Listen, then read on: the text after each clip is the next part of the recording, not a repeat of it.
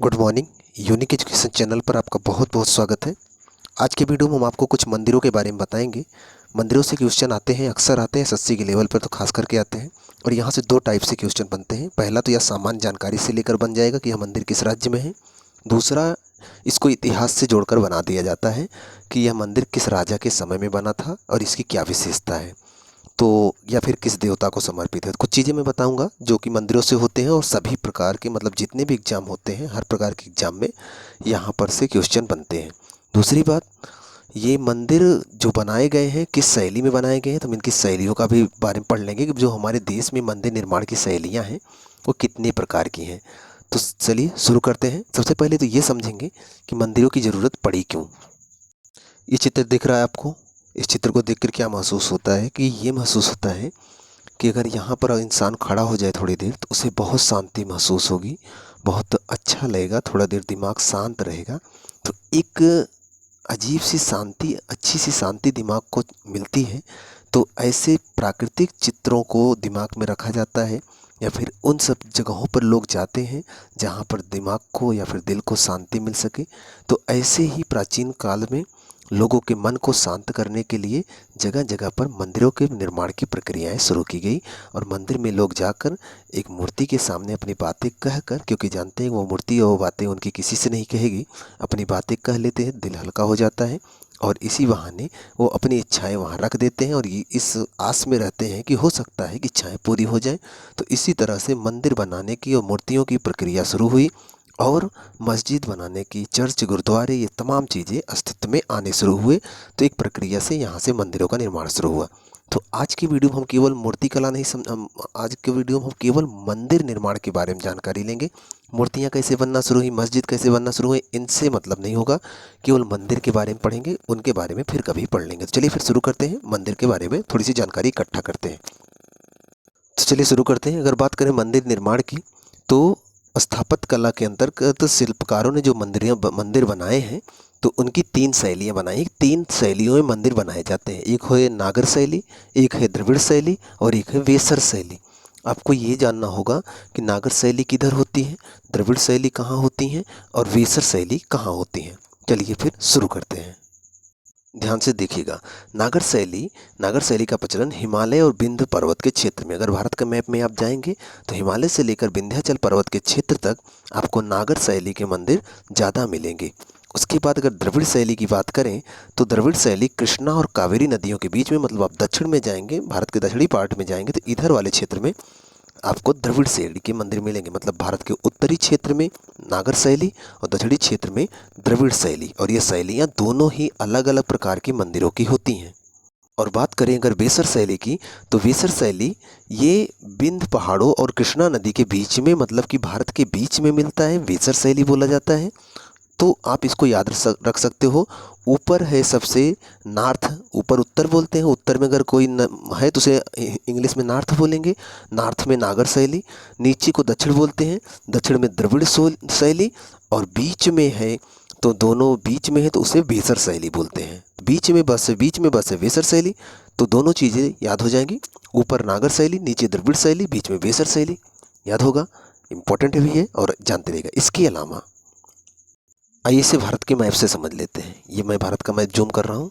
देखिए, अगर इस मैप में चलें तो ऊपर इधर देखिए जम्मू कश्मीर हिमाचल प्रदेश दे रहा है, ये ऊपर का क्षेत्र है, इसे उत्तर बोलेंगे। उसके बाद तो ये उत्तर है, उत्तरी क्षेत्र में, उत्तरी क्षेत्र को इंग्लिश में नॉर्थ बोलते हैं और नॉर्थ में जो शैली है उसे बोलते हैं नागर शैली। मतलब इधर जो मंदिर मिलेंगे वो नागर शैली के मंदिर मिलेंगे।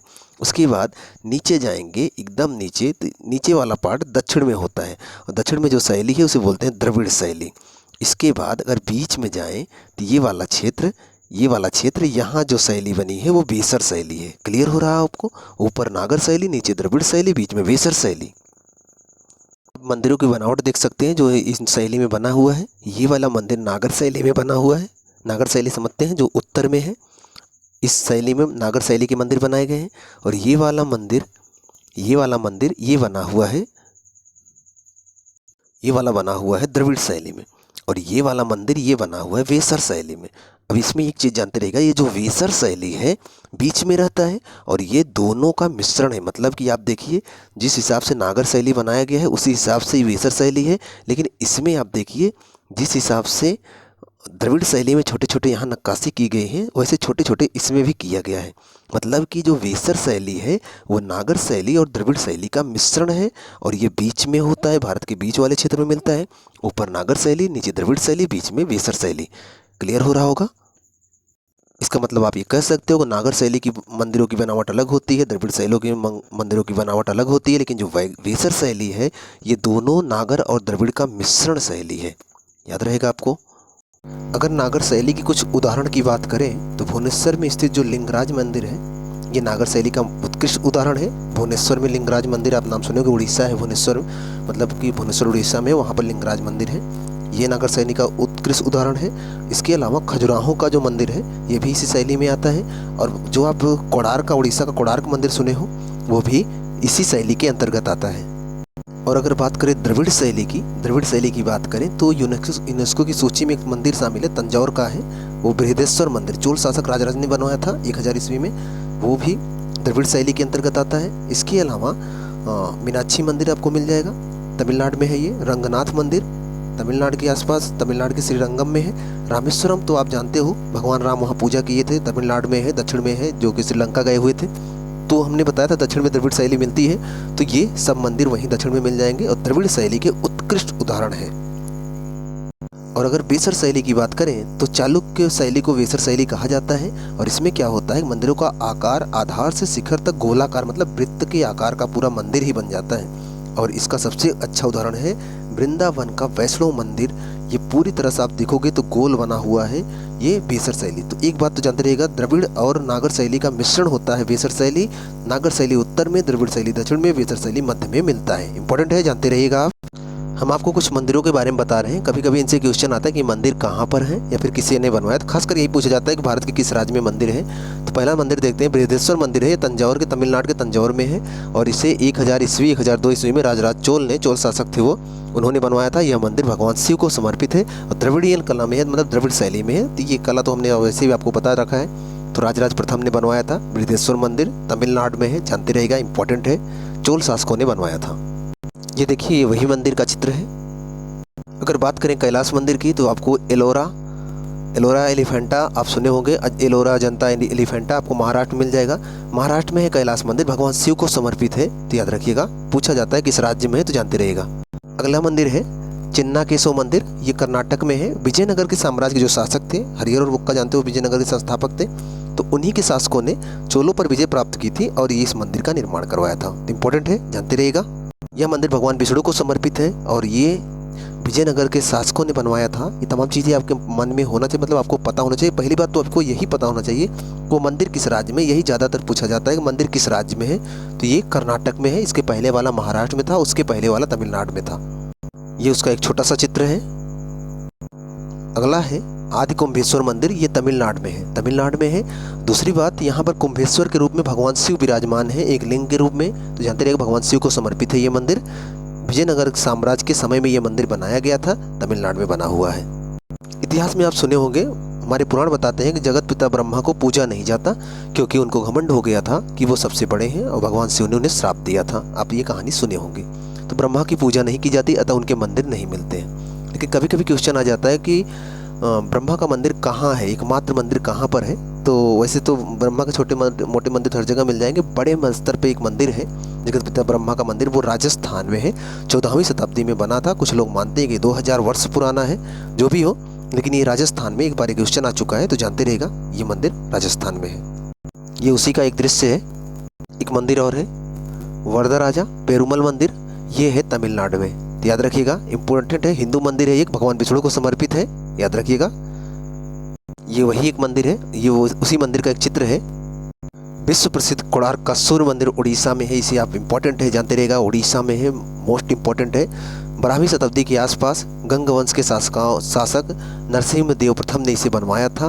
तो यह मंदिर मोस्ट इंपॉर्टेंट है, इसका शासक भी याद रखिएगा और ये उड़ीसा में है, ये तो आप याद ही रखिएगा। कभी पूछा जाए कि मंदिर किसको समर्पित हो, सिंपल सी बात है, मंदिर के नाम में ही पता है कि किसको समर्पित है। तो भगवान सूर्य को समर्पित है, सूर्य को समर्पित है।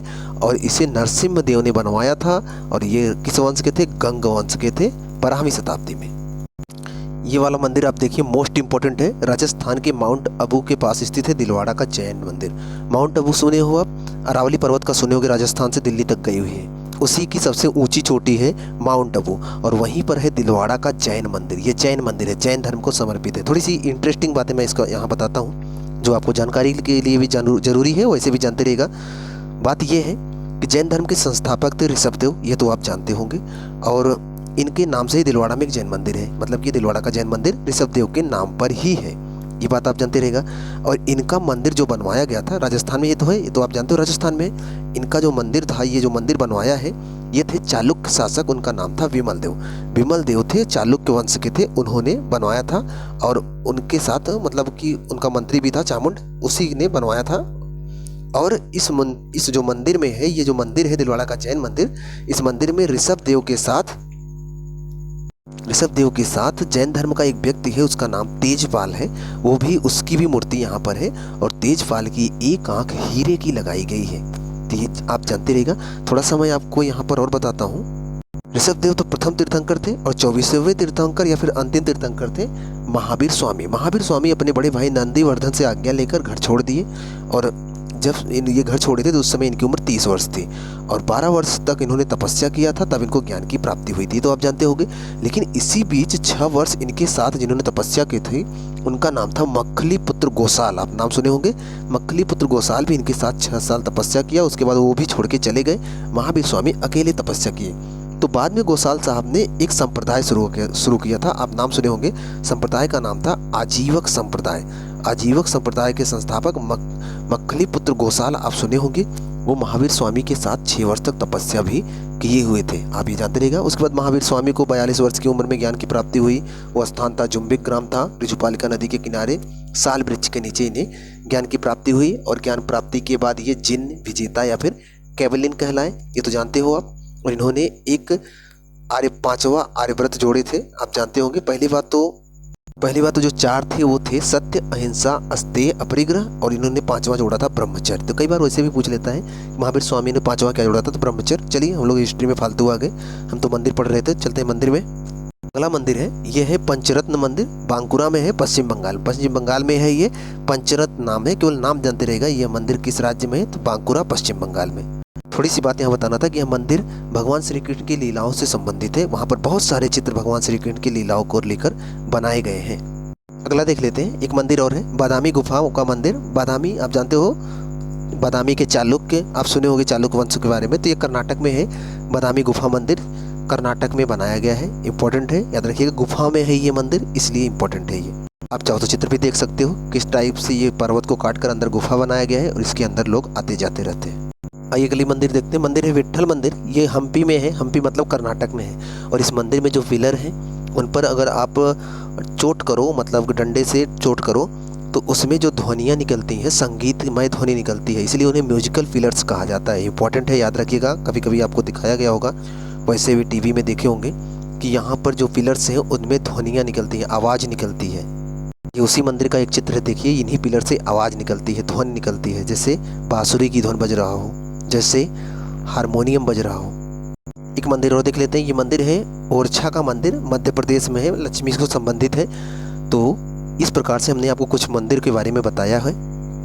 आपका काम है कि इनको याद रखें। आपको ज़्यादा नहीं याद रखना है, आपको केवल ये याद रखना है कि यह मंदिर किस राज्य में है। बस आपको उस मंदिर का नाम और उस राज्य का नाम पता होना चाहिए, किसको समर्पित है, क्या विशेषता है, किसने बनवाया है, ये बहुत कम पूछा जाता है। लेकिन कोणार्क वाला और राजराजेश्वर जो मैंने बताया था, कैलाश मंदिर वाला, ये दोनों इंपॉर्टेंट है। उसका राजा भी आपको पता होना चाहिए।